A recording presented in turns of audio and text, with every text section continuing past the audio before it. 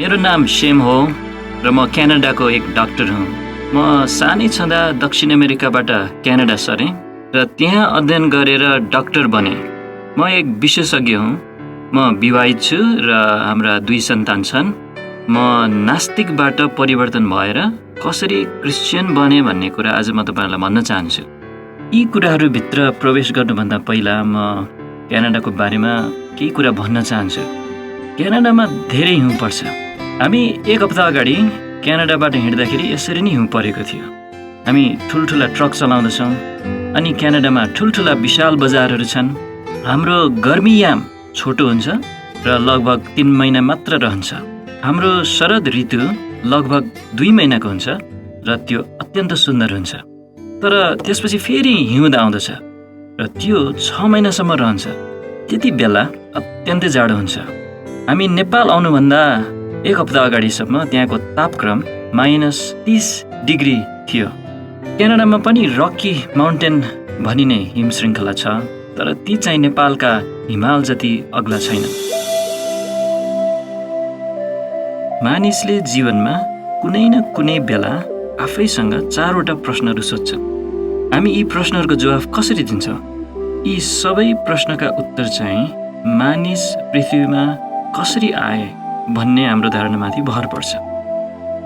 हामी पृथ्वीमा कसरी आयौँ भन्ने कुरा गर्दा यहाँ 2 वटा धारणाहरू पाइन्छन्। पहिलो त सृष्टि गरेर आयौँ भन्ने धारणा, दोस्रो त क्रम विकास भएर आएका हौँ भन्ने धारणा। हामी सृष्टि गरिएका हौँ भन्ने कुराको प्रमाण छ भने आज म तपाईहरुलाई देखाउन चाहन्छु। हामी कसरी सृष्टि गरिएका थियौँ भन्ने कुराको साँचो वृत्तान्त र ती 4 प्रश्नहरूको जवाफ बाइबलले कसरी दिन्छ भन्ने म तपाईहरुलाई देखाउन चाहन्छु। केही मानिसहरू अरूभन्दा अझ विकसित भएको भनी चार्ल्स डार्विनले विश्वास गरे। उनले यो विश्वास गर्थे कि गोरा मानिसहरू काला मानिस भन्दा धेरै विकसित, बुद्धिमान र सर्वोत्तम हुन्छ भनेर। धेरै मानिसहरूले यो सिद्धान्तलाई मानिस विरुद्ध हुने छुवाछुत, भेदभाव भएको देखाउन यसलाई प्रयोग गरेका छन्। किनकि डार्विनको सिद्धान्त अनुसार अफ्रिकी तथा एसियाली जातिहरू निम्न स्तरका जातिहरू हुन्। तर यदि परमेश्वरले मानिसको सृष्टि गर्नुभयो भनी तपाईँ विश्वास गर्नुहुन्छ भने परमेश्वरले सबै मानिसहरूलाई समान रूपमा सृष्टि गर्नुभयो भनी तपाईँ देख्नुहुन्छ।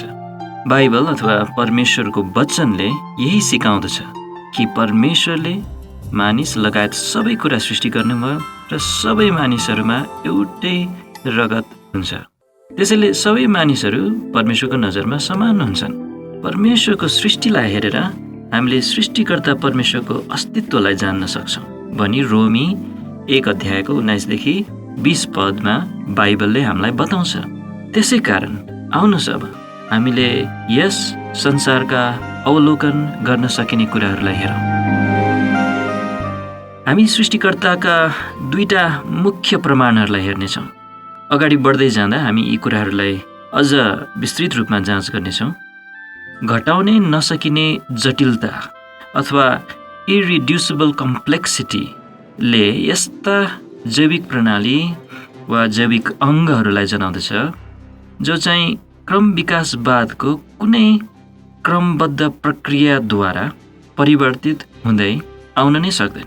ती प्रणाली वा अङ्गहरूबाट कुनै एउटै मात्र भागलाई पनि घटाइएमा त्यो बिल्कुलै काम नलाग्ने हुन्छ। भन्ने हो भने आंशिक रूपमा मात्र विकास भएको प्रणाली वा अङ्गले प्राणीको अस्तित्वलाई नै जोखिममा पार्दछ। हाम्रो घर नजिकैको नदीमा 3 वर्ष पहिला बाढी आयो र पानी किनार माथि माथि पनि आयो। ठुल्ठुला रुखहरू बगाइए र किनारहरू उजाड भए अनि ढुङ्गाहरू यत्र तत्र छरिए। बाढी घटिसकेपछि म त्यो किनारमा गएँ र मैले यस्तो देखेँ। के यो अन्धाधुन्ध संयोगले भएको जस्तो देखिन्छ? कसले यस्तो विश्वास गर्न सक्छ र? होइन, मैले वास्तवमा देखेको कुरो यो थियो। अघिल्लो चित्रबाट यो कुरा प्रष्ट हुन्छ कि त्यो संयोगवश भएको थिएन, किनकि त्यो आकारले एउटा जानकारी प्रस्तुत गर्दै थियो। हामी सबैसँग रचनालाई चिन्ने क्षमता हुन्छ। हामी यो मुस्ताङ कार, ट्र्याक्टर, प्लेन र यहाँ अर्को कारलाई हेर्न सक्छौँ। ती रचना गरिएका हुन् भने हामी निश्चय गरी जान सक्छौँ। अमेरिकामा ठुल्ठुला अनुहार भएका एउटा पहाड छ। ती अनुहार मानिसभन्दा पनि धेरै विशाल छन्। तिनलाई हेर्दा प्राकृतिक प्रक्रियाहरूद्वारा ती हुन आएका होइनन् भनी हामी भन्न सक्छौँ। कुनै कारिगरले नै ती बनाएको हुनुपर्छ भनी हामी निश्चय गरी जान्न सक्छौँ। ती बनाइएका हुन् भनी हामी विश्वास गर्छौँ भने हामीले आफैलाई ऐनामा हेर्दा हाम्रो अनुहार पनि बनाइएको थियो भनी हामीले जान्न सक्नुपर्छ। वास्तवमा यी त संयुक्त राज्य अमेरिकाका पूर्व राष्ट्रपतिहरूका अनुहार हुन्। यो टर्च लाइट घटाउन नसकिने जटिलताको एउटा उदाहरण हो। यसका 7वटा भागहरू छन् र यसले काम गर्न सक्नको लागि ती सबै भागहरू ठिक ठाउँमा हुनुपर्दछ। त्यसैले यही नै न्यूनतम जटिलता हो। के तपाईँले एउटा टर्च लाइट आफसे आफ संयोगवश बनिएको कहिले देख्नु भएको छ र? आज हामी विज्ञानका विभिन्न क्षेत्रहरूमा हुने बुद्धिपूर्ण रचना अथवा इन्टेलिजेन्ट डिजाइन र घटाउन नसकिने जटिलताका केही उदाहरणहरू हेर्नेछौँ। आउनुहोस् जीवशास्त्र अथवा बायोलोजीको क्षेत्रबाट हामी सुरु गरौँ। हामी जीवित कोषलाई र त्यसपछि मानव शरीरलाई हेर्नेछौँ। क्रमिक रूपमा विकास हुन नसक्ने कुनै प्रणालीको आविष्कार पछि हुन सकेको खण्डमा आफ्नो सिद्धान्त विफल ठहरिनेछ भनेर तिनले पहिल्यै स्वीकार गरेका थिए। त्यसैले सबै जीवित वस्तुहरू प्रोटिनहरू मिलेर बनेका हुन्छन्। प्रोटिनहरू एमिनो एसिडबाट बनेका हुन्छन्। एमिनो एसिडहरू अन्धाधुन्ध जोडिँदैमा प्रोटिन बन्ने होइन। प्रोटिन बन्नको लागि निश्चित अमिनो एसिडहरू कसरी आपसमा जोडिनुपर्छ भन्ने निर्देशन भएको त्यहाँ सूचना चाहिन्छ। अब डिएनएमा त्यस किसिमको सूचना पाइन्छ। यसै कारण यसले पनि बुद्धिपूर्ण रचना अथवा इन्टेलिजेन्ट डिजाइनको प्रमाण देखाउँछ।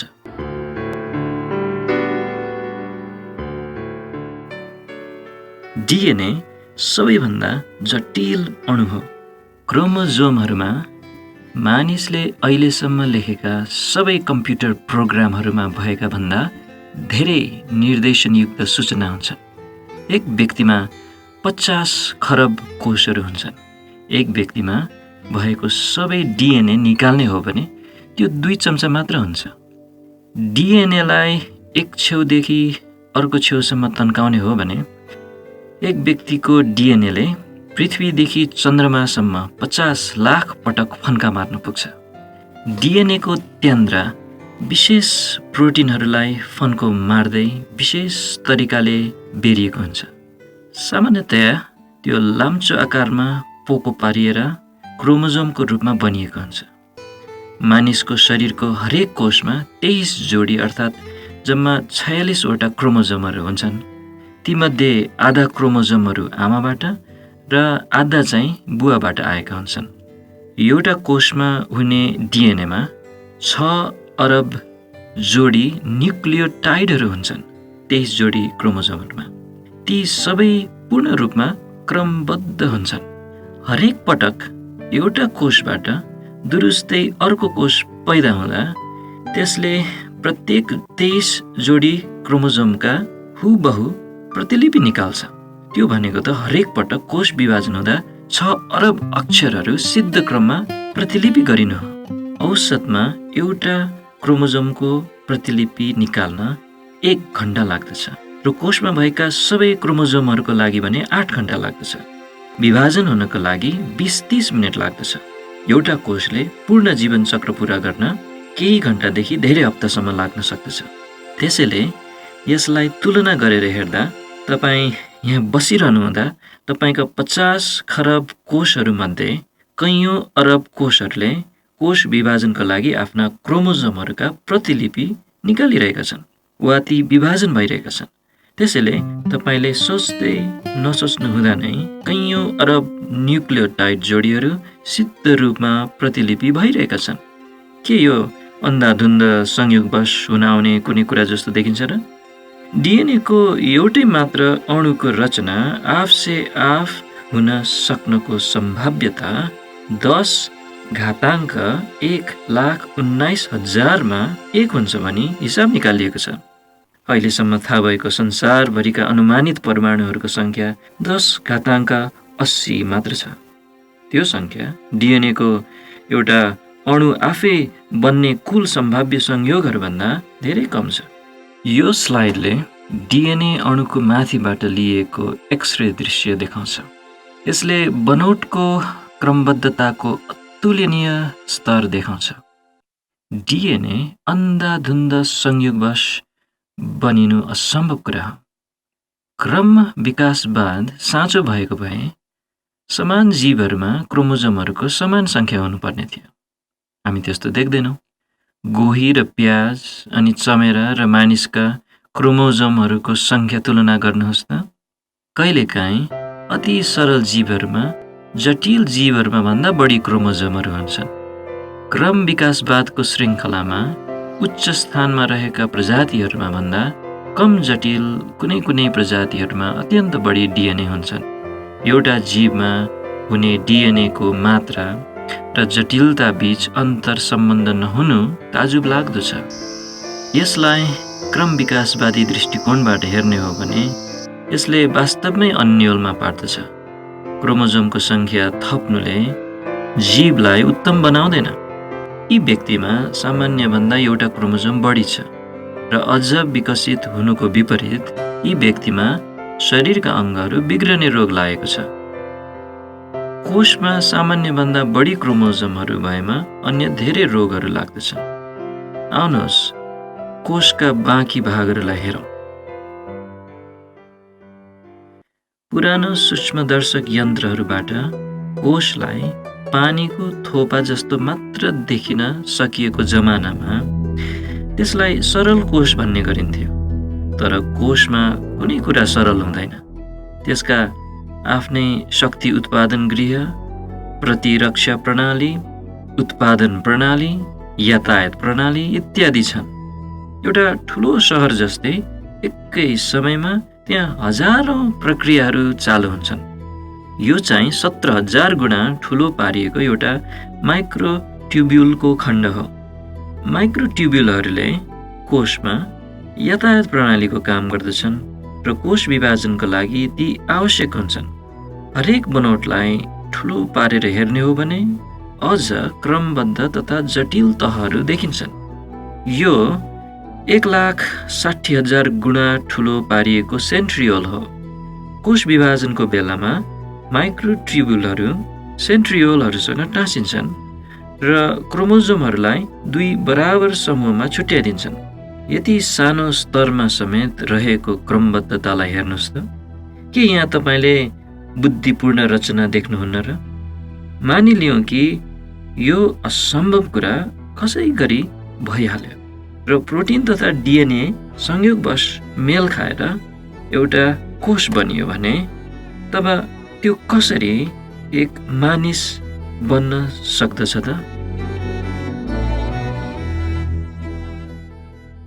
यो चाहिँ विकासका विभिन्न अवस्थाहरूमा रहेको एउटा मानव भ्रूण हो।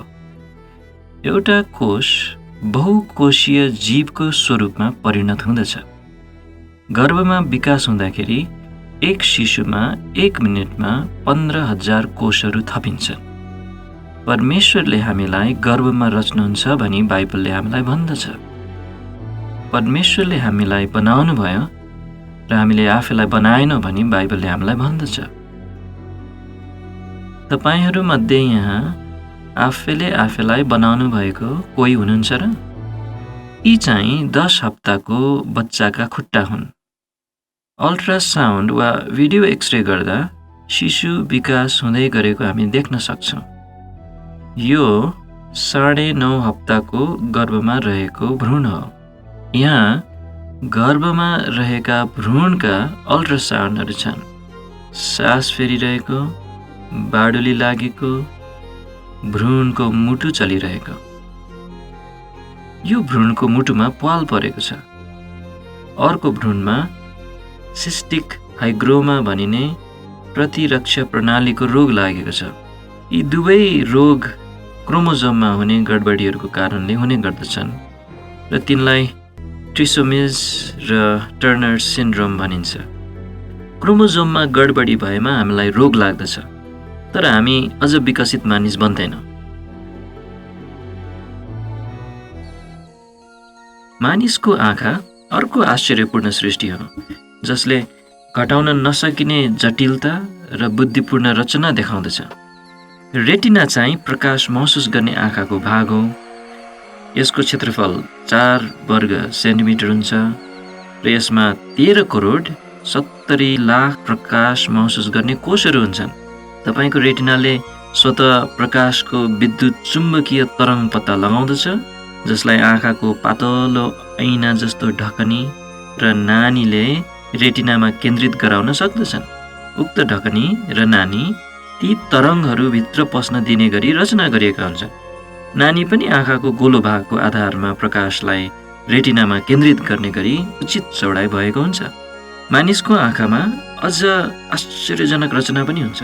एकै समयमा 15 लाख सन्देशहरू आदान प्रदान गर्न सकिने गरी रेटिनामा अति धेरै जोर्नीहरू हुन्छन्। सङ्केतहरू 500 किलोमिटर प्रति घण्टाको गतिमा मस्तिष्कमा जान्छन्।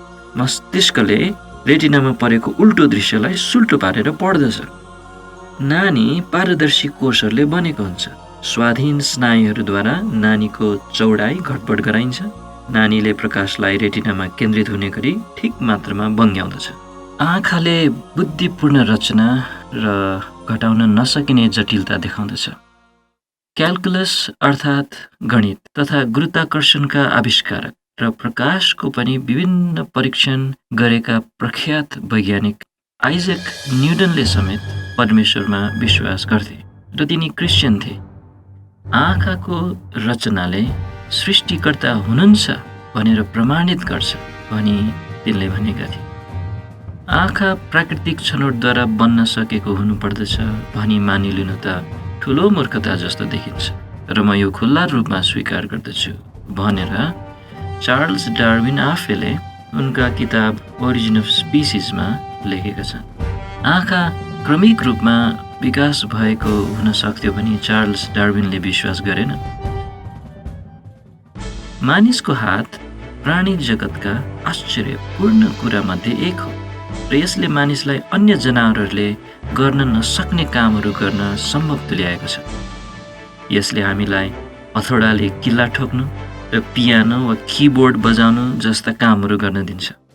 हातको संरचनाले बुद्धिपूर्ण रचनाको प्रमाण दिन्छ। औँलाहरूको चालले एउटा विशेष किसिमको घुमाउरो स्पाइरल वक्र बनाउँदछ। यो वक्रलाई समकोणिक वक्र अर्थात् इक्वी एङ्गुलर कर्भ भनिन्छ र यसलाई एउटा गणितीय समीकरणद्वारा व्याख्या गर्न सकिन्छ।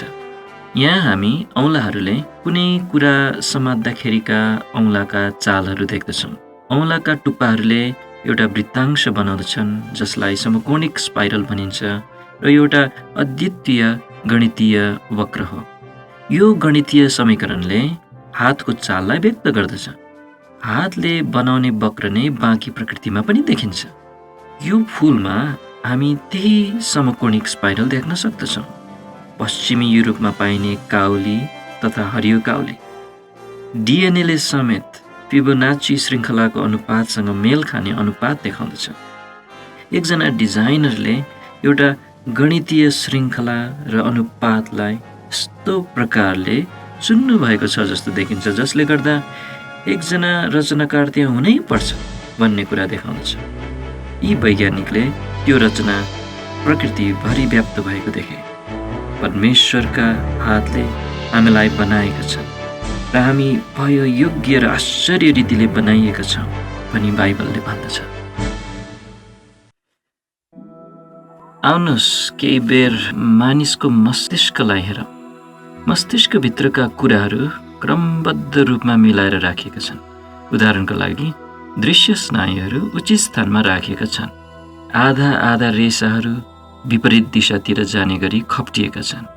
तेर्सो गरी काटिएको भागमा हामी दृश्य स्नायुहरू देख्न सक्दछौँ। मस्तिष्कमा दुईवटा अर्ध भागहरू बीचका रेसाहरूलाई जोड्ने भाग पनि हामी देख्न सक्छौँ, जसलाई कर्पस कोलोसम भनिन्छ। ती भागहरू मिलेर रहेका हुन्छन्। यो मस्तिष्क अव्यवस्थित देखिन्छ, त्यसै कारण यसमा जोड्ने रेसाहरू हराएका छन्। यो चाहिँ ट्रिसोमी 13 जस्ता क्रोमोजोमको रोगलाई पनि समेट्ने जन्मजात रोग हुन सक्दछ। यहाँ एउटा ट्युमरले दृश्य स्नायुहरूलाई धकेलिरहेको छ। मस्तिष्कको संरचना यति सिद्ध छ कि यसलाई अझ उत्तम बनाउनै सकिन्न। सुरुमै सृष्टिकर्ताले नै ती कुराहरू सठिक रूपमा मिलाएर राख्नुभएको थियो। यो अर्को ट्युमरले मस्तिष्कबाट बाहिर निस्कनु पर्ने झोलको बाटो रोकिदिन सक्छ। यो हेमाङ्गियोब्लास्टोमा भनिने ट्युमर हो। यो कहिलेकाहीँ भन हिप्पेल-लिन्डाउ रोगसँग सम्बन्धित हुन्छ। यो क्रोमोजोमको गडबडीले लाग्ने रोग हो। यसले आँखा, पेट र मृगौलामा पनि ट्युमर गराउन सक्दछ। साथै क्रोमोजोममा हुने गडबडीले व्यक्तिलाई कमजोर बनाउँछ अनि रोग लगाइदिन्छ। यो चाहिँ डार्विनको सिद्धान्त विपरीत छ। यदि डार्विनको क्रम विकासवाद सिद्धान्त सत्य भएको भए यो क्रोमोजोमको गडबडीले झन् असल र बलिया मानिसहरू जन्मिने थिए, तर बरु रोगी र कमजोर पो मानिस जन्मिन्छन्। मौरीको मस्तिष्क कम्प्युटरभन्दा धेरै जटिल हुन्छ।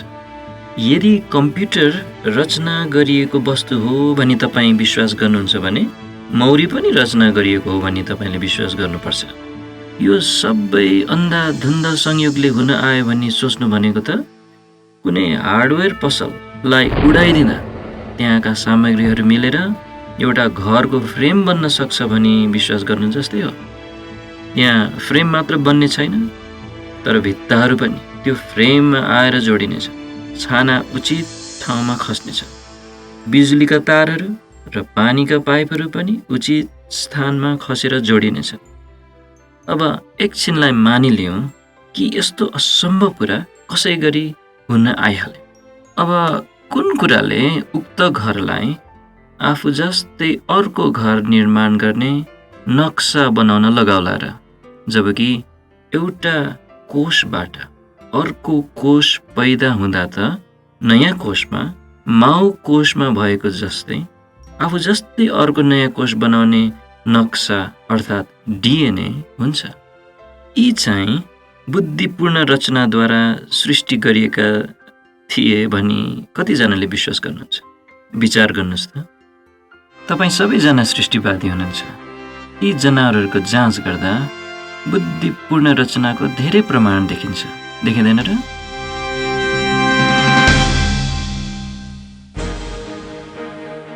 आकाशले परमेश्वरको महिमा घोषणा गर्दछ भनी बाइबल भन्दछ। परमेश्वरले उहाँको सृजनाको कामको अतुलनीय गवाहीको रूपमा हामीलाई आकाश दिनुभएको छ भन्ने मलाई लाग्दछ। कुनै तारा आफैमा नाश भएर विस्फोट हुँदा नेबुला उत्पन्न हुन्छ। त्यति बेला त्यो ताराबाट फैलिने ग्यास चहकिला हुन्छन् र तिनले अति सुन्दर आकृतिहरू बनाउँदछन्। यो बिराला आँखे नेबुला हो, यो घोडा टाउके नेबुला हो, स्पाइरोग्राफ, बिराला आँखे, आवर ग्लास नेबुला, आँखा आकारको नेबुला, जेटले फाल्ने ज्वाला आकारको नेबुला। सबै नेबुलाहरू एकै तरिकाले बन्ने भएका हुनाले तिनका आकारहरू यति भिन्न हुनाको कारण पत्ता लागेको छैन। तर यसबाट पनि परमेश्वरले आफ्नो महिमा हामीलाई देखाउन चाहनुहुन्छ भन्ने मलाई लाग्दछ। आई अफ गड नेबुला, पानीको भुमरी आकाशगङ्गा। वैज्ञानिक नियमहरूको आधारमा आकाशगङ्गाहरू आफै उत्पन्न हुन सक्दैनन् भनी एक भौतिक शास्त्री स्वीकार गर्दछ। परमेश्वरले आकाशगङ्गाहरू सृष्टि गर्नुभयो भनी विश्वास नगर्ने वैज्ञानिकहरू ती आकाशगङ्गाको अस्तित्वलाई हेरेर अलमल्ल परेका छन् क्रिस्चियन अन्तरिक्ष वैज्ञानिक योहान केप्लरको विश्वास अनुसार अन्तरिक्ष वैज्ञानिकहरूले आकाशमा परमेश्वरका सृष्टिहरू देखेर उहाँको महिमा गर्नुपर्दछ। नासाले मानिसहरूलाई चन्द्रमामा पठाउँदा यी मानिस नासाका प्रमुख थिए। विश्व ब्रह्माण्डको क्रमबद्धताले सृष्टिकर्ता हुनुहुन्छ भन्ने कुरा देखाउँछ भनी तिनले भने। यी वैज्ञानिक सर आर्थर कीथ क्रम विकासवादी हुन्। क्रम विकासवाद अप्रमाणित छ र यसलाई प्रमाणित गर्नै सकिँदैन भनी तिनले स्वीकार गरेका छन्।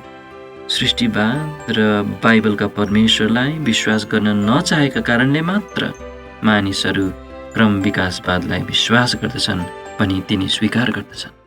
जीवहरूको संवेदनशील अस्तित्व सृष्टिकर्ताको एउटा प्रमाण। आफ्नो साथमा कुनै महँगो सामान छ र त्यो सजिलै टुटफुट हुन सक्ने सामान हो भने त्यसलाई एकदम जोगाएर सम्हाल्नु पर्ने हुन्छ। कुनै कुरा मूल्यवान हुँदैमा त्यो बलियो नै हुन्छ भन्ने हुँदैन। भित्तामा झुन्ड्याइएको ऐनालाई लगेर सडकमा तेर्साएर त्यत्तिकै छोडिएमा त्यसलाई के हुन्छ होला? उक्त ऐनालाई कसैले वास्तै गरेन भने सडकको प्रतिकूल वातावरणमा त्यो नष्ट भएर जानेछ। यस अर्थमा सृष्टि जगत त्यो सडकभन्दा फरक छैन। कुनै पालनहार र संरक्षक बिना सृष्टि जगतमा जीव प्राणीहरू बाँच्न सक्ने थिएनन्। ती सबै नष्ट भई जाने थिए। जगतमा जीवहरूको अस्तित्वले परमेश्वरको महान उद्देश्य, उहाँको वास्ता, सामर्थ्य, बुद्धिलाई प्रकट गरिरहेको छ। यस्तो जटिल सृष्टि रचनाको श्रेय उहाँलाई नै दिनु पर्दछ। विकासवादले भन्दछ सृष्टि जगत आफसे आफ हुन आएको हो। विकासवाद अनुसार सृष्टि जगतको साइज आफै बढ्दै गएर यसले आजको रूप लिएको हो। यस क्रममा यो आफै जटिल रचनाहरूमा परिणत हुँदै गयो। अरे तब यी निर्जीव जटिल रचनाहरू कुनै कसरी हो जीवमा परिणत भए? तरै पनि विज्ञानले प्रमाणित गरेको कुरा यो हो कि निर्जीवबाट जीव कहिले उत्पन्न हुँदैन। जीव जीवबाट मात्र उत्पन्न हुन्छ। विकासवादको तर्कलाई केलाएर हेरौँ। के अस्तव्यस्तताबाट कुनै सुव्यवस्थित सुन्दर रचना उत्पन्न हुन सक्छ? 100 वटा गिट्टीहरूलाई भुइँमा फ्याँक्दा के तिनीहरू आफसे आफ क्रमबद्ध भई सिद्ध रूपमा व्यवस्थित हुन सक्छन्? तरै पनि सृष्टि जगतको व्यवस्थापन सिद्ध छ। ससाना अणु परमाणुदेखि लिएर विशाल ग्यालेक्सीहरूसम्मै। अनि जीवनको सर्वोत्कृष्ट व्यवस्थापन चाहिँ अरू कतै नभई हाम्रै पृथ्वीमा देख्न पाउँछौँ। परमेश्वरले यस पृथ्वीलाई विशेष दृष्टिले आबाद हुन निर्माण गर्नुभएको हो भन्ने कुरा बाइबलले बताएको छ। अब यस कुराको परीक्षण हामी कसरी गरौँ? मानव यो परीक्षण गर्न सकिने कुरा हो। पृथ्वीमा बाहेक अन्यत्र जीवको अस्तित्व छ कि छैन भनेर ठुलो परीक्षण गर्नलाई मानव तपाईँलाई $10 अरब प्रदान गरियो। साथै उक्त परीक्षण सम्पन्न गर्न तपाईँलाई 2-4 वर्ष नभई मानव 40 वर्ष लामो समय दिइयो। यस अनुसन्धानमा सघाउनलाई तपाईँलाई थुप्रै वैज्ञानिक तथा बुद्धिजीवीहरू उपलब्ध गराइए। तब निष्कर्षमा तपाईँले के पत्ता लगाउनुहुन्छ होला? वास्तवमा तपाईँले यसको अड्कल गर्नै पर्दैन, किनभने ठिक यही परीक्षण कार्य सम्पन्न भइसकेको छ। उक्त परीक्षण सेटी नामले विश्व प्रसिद्ध छ। सेटीले थुप्रै वैज्ञानिकहरूको सक्रियतामा पृथ्वी बाहेक सृष्टि जगतका अन्य स्थानहरूमा जीव जीवातहरू खोज्ने क्रममा 40 वर्ष लगाएर $10 अरब भन्दा बढी खर्च गरिसकेको छ। अहिलेसम्म तिनीहरूले एउटै जीव भेट्टाएका छैन। जीव त के जीवलाई पाल्न सक्ने केवल क्षमता मात्र पनि पृथ्वीमा बाहेक अन्यत्र कतै भेट्टाउन सकिएको छैन। बाइबलले दुरुस्त बताएको कुरा यही हो। पृथ्वी परमेश्वरद्वारा विशेष रूपमा जीव जीवातहरूद्वारा आबाद हुन नै सृजना गरिएको हो। यस पृथ्वीका लागि परमेश्वरका महान उद्देश्यहरू छन् भन्ने कुरा सारा सृष्टिले देखाइरहेको छ। हामीलाई थाहा छ पदार्थको अस्तित्व अनन्तदेखि भएको हुन सक्दैन। यसको सुरुवात भएकै हुनुपर्छ। यही कुरा बाइबलले पनि बताएको छ। अब विकासवाद सत्य हुँदो हो त पदार्थले आफूलाई आफै अस्तित्वमा ल्याउन सक्नु पर्थ्यो, अर्थात् पदार्थ स्वसृजित हुनु पर्थ्यो। अनि स्वसृजित भएपछि त्यसले आफूलाई आफसे आफ झन्झन व्यवस्थित गराउँदै विज्ञानले अवलोकन गरेको अचम्मको भौतिक सृष्टिमा परिणत हुनु पर्थ्यो। अनि स्वसृजित र स्वव्यवस्थित भएपछि त्यो आफै जीवित पनि बन्नु पर्थ्यो। तर सृष्टि जगत संयोगवश थुप्रिन गएको पाठ पूर्जाहरूको सङ्गालो मात्र होइन, सृष्टि जगत सुव्यवस्थित छ। पाठ पूर्जा जोडिएका छन् र ती मिलेर काम गर्छन्।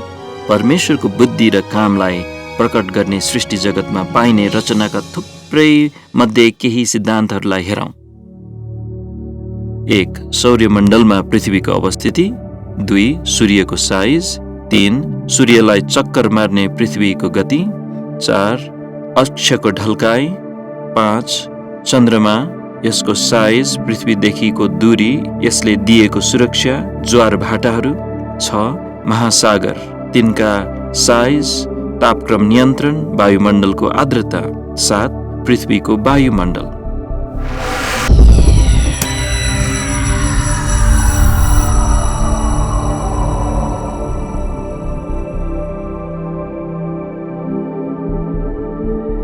सूर्यको वरिपरि थुप्रै ग्रहहरू, उपग्रहहरू साथै अन्य पिण्डहरू परिभ्रमण गर्दछन्, तर केवल पृथ्वीमा मात्र जीवन पाइन्छ। यसको एउटा कारण यो हो कि पृथ्वीमा जीवहरू बाँच्न सक्नलाई सूर्यबाट जति दूरीमा पृथ्वी अवस्थित हुनुपर्छ, ठिक त्यति नै दूरीमा यो रहेको छ। कुनै कुनै ग्रहहरू सूर्यबाट पृथ्वीभन्दा नजिक छन्, तर ती ग्रहहरू जीवहरू बाँच्नै नसक्ने गरी बढी ताता छन्। कुनै कुनै ग्रहहरू सूर्यबाट पृथ्वीभन्दा टाढा छन्, तर ती ग्रहहरू पनि जीवहरू बाँच्नै नसक्ने गरी बढी चिसा छन्।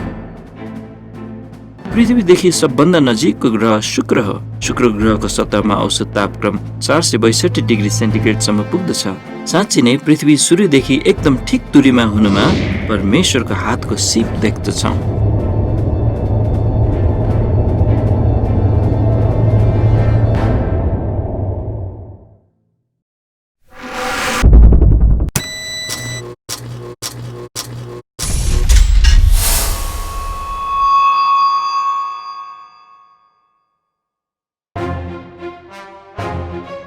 पृथ्वीका जीवहरूलाई सहारा दिनलाई सूर्य एकदम ठिक साइजको छ।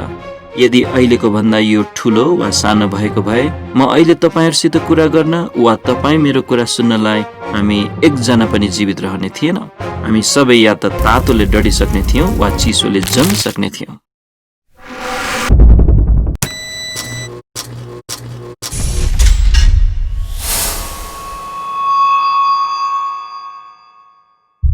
पृथ्वीलाई सूर्यको चक्कर एक पटक मार्न 365 दिन, 6 घण्टा 49 मिनट र 9.54 सेकेन्ड लाग्छ।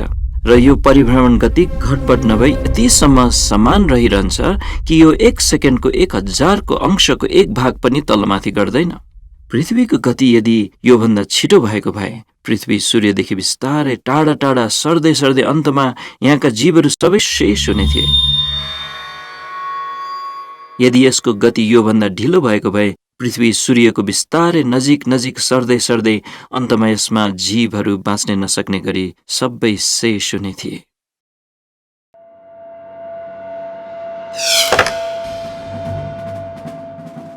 पृथ्वीको अक्ष 23 डिग्री ढल्केको छ, तर सूर्यको तुलनामा यो 90 डिग्री ढल्केको भए पृथ्वीका दुईटै ध्रुवहरू निरन्तर अँध्यारोले छोपिने थिए र कालान्तरमा पृथ्वीको धेरैजसो पानी बरफमा परिणत हुने थियो भने भूमध्य रेखाको भाग चाहिँ भयंकर तातो हुने थियो। पृथ्वी आबाद हुन योग्य होस् भन्ने हेतुले चन्द्रमाको साइज र पृथ्वीबाटको यसको दूरी समेत विचार पुर्याई एकदम ठिक्क हुने गरी निर्धारण गरिएको पाइन्छ। चन्द्रमा पृथ्वीबाट हालको भन्दा नजिक भएको भए समुद्रका ज्वार भाटाहरूले पृथ्वी पुरै डुबानमा पर्ने थियो। चन्द्रमा पृथ्वीबाट हालको भन्दा टाढा भएको भए समुद्रहरू निश्चल हुने थिए, जसले गर्दा समुद्री जीवहरू बिस्तारै मर्दै जाने थिए र त्यसपछि स्थल प्राणीहरू पनि मर्ने थिए।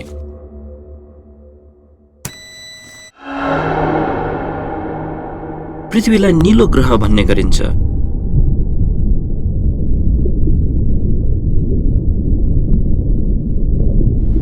पृथ्वीको 71.11% सतह पानीले ढाकिएको छ।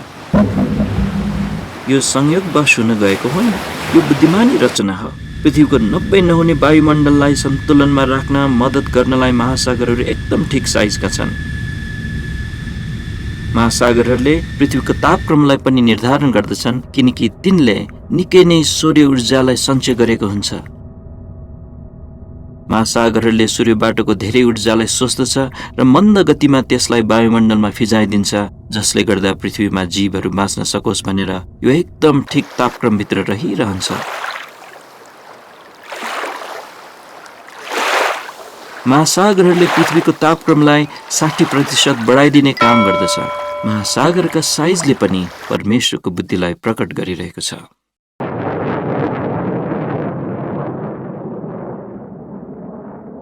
पृथ्वीको वायुमण्डल केही तत्त्वहरूको एकदम सिद्ध सम्मिश्रणले बनेको छ। 21% अक्सिजन, 78% नाइट्रोजन, 0.9% आर्गन, 0.1% जलवाष्प तथा कार्बन डाइअक्साइड। अक्सिजनको मात्रा केवल 4%ले मात्र पनि घट्न गएमा, अर्थात् 21%को सट्टा 17%मा झरेमा पृथ्वीमा जीवहरू शेष हुने थिए। जीवन यति संवेदनशील कुरा हो। एकातिरको समस्या, पृथ्वीको वायुमण्डल मंगल ग्रहको जस्तै बढी पातलो भएको भए उल्का पिण्डहरूको वर्षाले विश्वव्यापी संहार हुने थियो।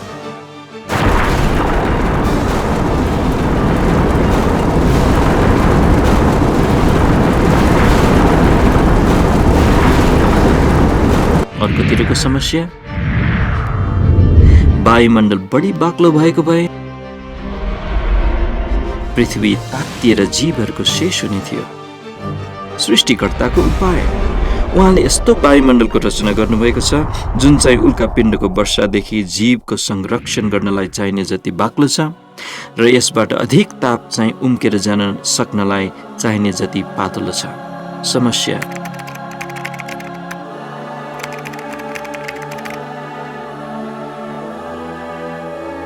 सूर्यबाट दुवै लाभदायक र हानिकारक किरणहरू प्रवाह हुन्छन्। लाभदायक किरणहरूले जीवहरूलाई मद्दत गर्दछन्, हानिकारकले जीवहरू नष्ट गर्दछन्। सृष्टिकर्ताको उपाय, सूर्यका जीवनदायी किरणहरू छिर्न सक्नलाई वायुमण्डल चाहिने जति पातलो बनाइएको छ र हानिकारक किरणहरूलाई छेक्नलाई चाहिने जति बाक्लो बनाइएको छ। रेडियो किरणहरू, केही प्रकाश किरणहरू र इन्फ्रारेड किरणहरूलाई वायुमण्डलमा छिर्न दिन्छ भने अल्ट्राभायोलेट किरणहरू, एक्सरे किरणहरू र गामा रे किरणहरूले अधिकांश मात्रामा हामीलाई भेट्नै सक्दैनन्। यसरी हामी सर्वत्र सृष्टिकर्ताको प्रेम र वास्ता देख्दछौँ। हामीले यहाँ चर्चा गरिएका केवल 7वटा कुराहरूबाट नै परमेश्वर बुद्धिमानी र सिद्ध हुनुहुन्छ भन्ने कुरा र उहाँ नै पृथ्वीको पालनहार हुनुहुन्छ भन्ने कुरा देख्न सक्छौँ। तपाईले भर्खरै 7वटा कारक तत्त्वहरू देख्नुभयो जो चाहिँ यस पृथ्वीमा जीवन कायम राख्नलाई नभई हुँदैनन्। केवल 7वटा मात्र, तर यस्ता आवश्यक कारक तत्त्वहरू वास्तवमा 30वटा भन्दा बढी छन्। यदि तीमध्ये एउटै मात्र कारक तत्त्व, केवल एउटै मात्र शेष हुन गएमा पृथ्वीमा जीवहरू शेष हुन जान्छन्। पृथ्वीलाई एउटा विशाल यन्त्रसित तुलना गर्न सकिन्छ जसका प्रत्येक पार्ट पुर्जाहरू एक अर्कासित एकदम तालमेलमा काम गरिरहेका छन्। गाडीको केवल एउटै मात्र मुख्य पार्ट पुर्जा, भनौँ स्पार्क प्लग, बिग्रन गएमा सिङ्गो गाडी नै निष्क्रिय बन्न पुग्दछ। अनि जसरी कुनै पनि यन्त्रको निर्माता हुनै पर्छ त्यसरी नै पृथ्वीका पनि निर्माता हुनुहुन्छ। संयोग भन्ने बुद्धिहीन उद्देश्यहीन कुराले कसरी यी एक कारक तत्त्वहरूको ठिक ठिक रचना गरी तिनलाई एकअर्कासित तालमेलमा चलिरहन सक्ने बनाउन सक्छ र?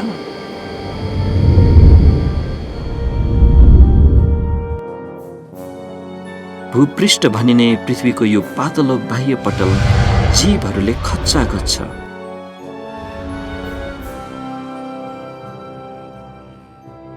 माटो रोपनी खेतीजन्य भूमिको 6 इन्च गहिरो माटोमा केही टन ब्याक्टेरिया जीवाणु, झन्डै 1 टन फङ्गाई, 90 किलो एक कोशीय प्रोटोजोआ जीवाणुहरू, करिब 45 किलो मर्चा जीवाणुहरू र त्यत्तिकै मात्रामा आल्जी जीवाणुहरू बाँचिरहेका हुन्छन्। साँच्चै नै यो पृथ्वी आबाद हुन रचिएको हो। यसरी मैले सिकेका कुराहरू तपाईँलाई देखाएको छु जसले सृष्टिकर्तालाई देखाउँदछन्। यी सृष्टिकर्ता चाहिँ परमेश्वर हुनुहुन्छ भनी बाइबलले हामीलाई देखाउँछ। साथै यसले हामीलाई आफैलाई सोध्न सकिने 4वटा महत्त्वपूर्ण प्रश्नहरूको जवाफ समेत दिन्छ।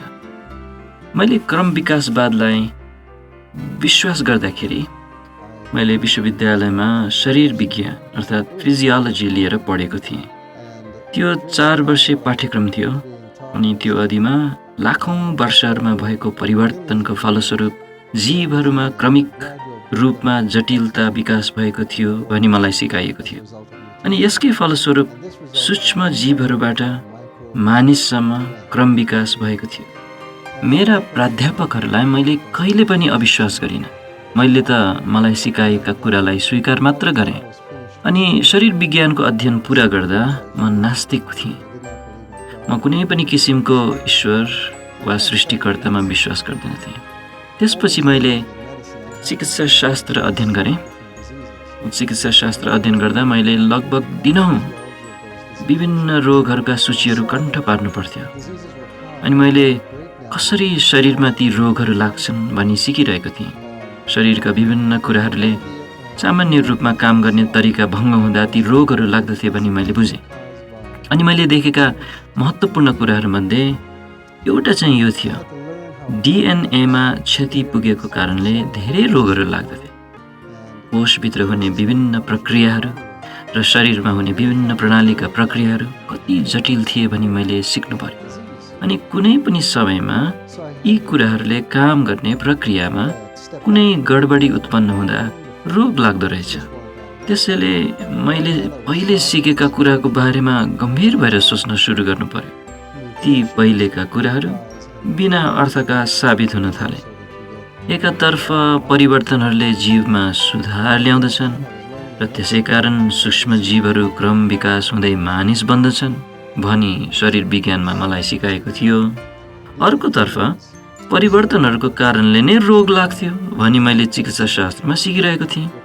मैले सिकिरहेको अर्को कुरा यो थियो, जटिल संरचनाहरू बन्न तथा तिनले काम गर्नको निम्ति निर्देशनयुक्त सूचना चाहिन्छ र त्यो निर्देशनयुक्त सूचना डिएनएमा हुन्छ। मैले जुन रोगहरूको बारेमा सिकिरहेको थिएँ तीमध्ये धेरैवटा त डिएनएका टुक्राहरूको अभाव भएको कारणले भएका थिए। त्यसैले कुन कुराको अभाव भइरहेको थियो त? सामान्य रूपमा काम गर्न आवश्यक पर्ने सूचनाको अभाव भइरहेको थियो र त्यसैले रोग लागिरहेको थियो। त्यसैले सूचना कहाँबाट पाइन्छ त? यो शून्यबाट आफै अस्तित्वमा आउने कुरा होइन। सूचना प्रदान गर्नको लागि बुद्धि चाहिन्छ। यी सबै कुराहरूको बारेमा विचार गरेपछि मैले पहिला सिकेका कुराहरूको जाँच गर्न थालेँ। मैले खोज तलास गर्न थालेँ। क्रम विकासवाद उत्पन्न गराउने प्राकृतिक प्रक्रियाहरूभन्दा पर के कुनै कुरा छ त? के वास्तवमा कुनै सृष्टिकर्ता, रचनाकार, त्यहाँ सूचना राखिदिने कोही हुनुहुन्थ्यो त? नत्र भने एउटा कोषले के गर्नुपर्छ भनेर कसरी थाहा पाउने यदि त्यहाँ सूचनै छैन भने? स्नायुहरूले कहाँ वृद्धि हुनुपर्छ भनेर कसरी थाहा पाउने यदि यहाँ सूचना राखिदिने रचनाकार हुनुहुन्न भने? कोषहरूले आफ्नो काम कसरी थाहा पाउने? कीटाणुसँग कसरी लड्ने, जीवाणुसँग कसरी लड्ने भनी थाहा पाउनलाई त्यहाँ सूचना त चाहिन्छ नै। क्रम विकासवादमा रहेको मुख्य शिक्षा यो हो, प्राकृतिक छनौट अर्थात् नेचुरल सेलेक्सनद्वारा नै क्रम विकास हुन आउँछ। तैपनि प्राकृतिक छनौटले त वास्तवमा विद्यमान सूचनालाई संरक्षण गर्ने काम मात्र गर्दछ। जीवहरूको हरेक समूहमा सामान्य मात्रामा भिन्नता हुन्छ। उदाहरणका लागि कुकुरहरूको सामान्य समूह छ भनी मान। कुनैको रौँ छोटो हुन्छ, कुनैको रौँ लामो हुन्छ। सामान्य उदाहरणको रूपमा मानौ 1 वर्ष असामान्य रूपले जाडो बढ्यो। मानौ कि जाडोको कारण छोटो रौँ भएका धेरै कुकुरहरू मरे र लामो रौँ भएका कुकुरहरू बाँचे। त्यो प्राकृतिक छनौट हो। तर त्यहाँ कुनै नयाँ सूचनाको वृद्धि हुँदैन। रौँ बनाउने सूचना त्यहाँ पहिलेदेखि नै छ। यो क्रम विकासवाद होइन। अब हामी सबैले जीवाश्मी अभिलेख अर्थात् फसिल रेकर्डको बारेमा त सुनेकै छौँ। तर वास्तवमा जीवाश्मी अभिलेख भन्ने कुनै कुरा नै हुँदैन। जीवाश्मी अभिलेख कल्पना गरिएको कुरा हो। तपाईँले कुनै जीवाश्म भेट्टाउनु भयो भने त्यो 10 करोड वर्ष पुरानो हो र त्यो डाइनोसरमा क्रम विकास भएको थियो भनी लेखिएको त हुँदैन नि। जीवाश्महरूको सम्बन्धमा धेरैवटा भ्रमहरू फैलिएका छन्, जस्तै नेब्रास्का म्यान, पिल्टडाउन म्यान र आर्कियोराप्टर। क्रम विकासवादको सिद्धान्तलाई प्रचार गर्न कार्बन डेटिङको अत्यन्तै दुरुपयोग गरिएको छ। रेडियो आइसोटोप डेटिङका अन्य विधिहरूले उल्लेख्य त्रुटि देखाउँदछन्, जस्तै अमेरिकाको सेन्ट हेलेन पहाडमा सन् 1980मा फुटेको ज्वालामुखीबाट निस्किएका ढुङ्गाहरूको कुरा गरौँ। अहिले तिनलाई पोटासियम आर्गन डेटिङ प्रविधिद्वारा 28 लाख वर्ष पुरानो भनिँदैछ। तैपनि अवलोकनबाट हामी जान्दछौँ कि ती 40 वर्ष पनि पुगेका छैनन्। यसैले त जीवाश्मी अभिलेखको मिति पत्ता लगाउने विधिहरू त्रुटिहरूले भरिएका छन् भन्ने कुरा देखाउँदछ। चिकित्सा शास्त्रको दोस्रो वर्षमा अध्ययन गर्दा मैले सृष्टिको प्रमाणबारे विचार गरेँ र क्रम विकासवादको प्रमाणबारे पनि विचार गरेँ।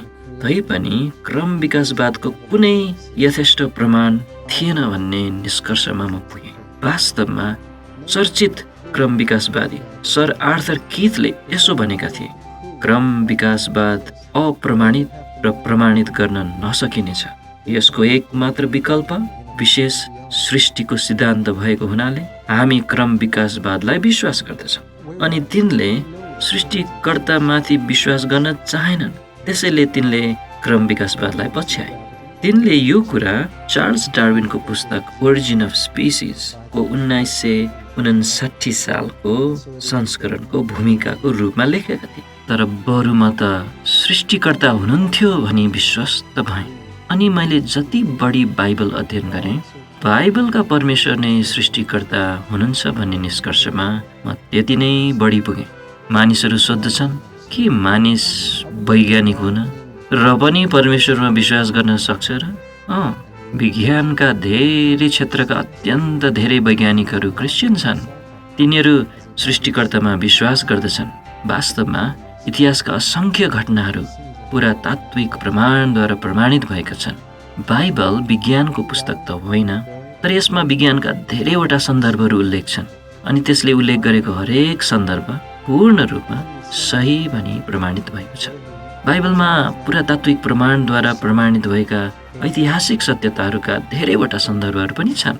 साथसाथै बाइबलको सत्यतालाई प्रमाणित गर्दै असङ्ख्य भविष्यवाणीहरू पुरा भएका छन्। मेरो चिकित्सा शास्त्र अध्ययनको दोस्रो वर्षको अन्तमा मैले बाइबलका परमेश्वरलाई सृष्टिकर्ता भनी पूर्ण रूपमा विश्वास गरेँ। सृष्टिकर्तामाथिको मेरो विश्वास मैले देख्ने प्रमाणमाथि आधारित छ। तर नास्तिकवाद पनि एउटा विश्वास हो। तर परमेश्वर हुनुहुन्न भनी कसैले पनि प्रमाणित गर्न सक्दैन। परमेश्वर हुनुहुन्न भनी प्रमाणित गर्नको निम्ति त संसारमा भएका सबै कुरा जान्नु पर्दछ। परमेश्वर हुनुहुन्न भनी प्रमाणित गर्नको निम्ति तिनीहरू संसारको सबै ठाउँमा र त्यसभन्दा पनि पर पुग्नु पर्दछ। जबकि हामीले देख्न नसक्ने कुराहरू पनि अस्तित्वमा छन् भन्ने हामी जान्दछौँ। उदाहरणको लागि हामी गुरुत्वाकर्षण वा विद्युत देख्न सक्दैनौँ, तर तिनले हाम्रो वरिपरिका चिजहरूमा पार्ने प्रभावद्वारा ती अस्तित्वमा छन् भन्ने हामी जान्दछौँ। अनि परमेश्वरको बारेमा पनि त्यस्तै हुन्छ। उहाँ हुनुहुन्छ भनी म जान्दछु। मैले सृष्टिकर्तामाथि विश्वास मात्र गरिनँ, तर उनै सृष्टिकर्ता मेरा मुक्तिदाता पनि हुनुहुन्छ भनेर मैले विश्वास गरेँ। परमेश्वर मेरा मुक्तिदाता हुनुहुन्छ। परमेश्वर येशू ख्रिस्टको रूपमा आजभन्दा 2000 वर्ष अगाडि शरीरमा आउनुभयो र मानिसहरूको माझमा जिउनुभयो भनी म विश्वास गर्दछु। उहाँले पापरहित सिद्ध जीवन जिउनुभयो अनि त्यसपछि उहाँले आफूलाई मेरा पापहरू र संसारका पापहरूको निम्ति उहाँलाई विश्वास गर्ने हरेकका पापका निम्ति सशरीर बलिदानको रूपमा अर्पण हुनुभयो। मर्नु भएपछि उहाँ गाडिनुभयो र तेस्रो दिनमा बौरेर उठ्नुभयो। उहाँ जीवित हुनुहुन्छ आज। उहाँ बौरेर उठ्नु भएपछि धेरै मानिसहरूले उहाँलाई देखे। एकपटक त उहाँ 500 जनाभन्दा बढी मानिसहरूका देखा पर्नु भएको थियो। त्यसपछि उहाँ माथि उचालिएर स्वर्ग जानुभयो, जहाँ उहाँ अहिले बसिरहनु भएको छ। उहाँले तिनीहरूको निम्ति अन्तर्विन्ती गरिरहनु भएको छ, जसले तिनीहरूका पापहरूको निम्ति उहाँले दिनुभएको बलिदानलाई विश्वासद्वारा स्वीकार गरेका छन्। आफ्ना पापको पश्चाताप गर्नेहरू र उहाँको सशरीर बलिदान आफ्ना पापको निम्ति भएको हो भनी विश्वास गर्नेहरूको उद्धार गरिनेछ। मेरो उद्धार गरिएको छ भनी म आज जान्दछु। के तपाईँसँग यो निश्चयता छ? यस्तो निश्चयता तपाईँले पनि पाउन सक्नुहुन्छ।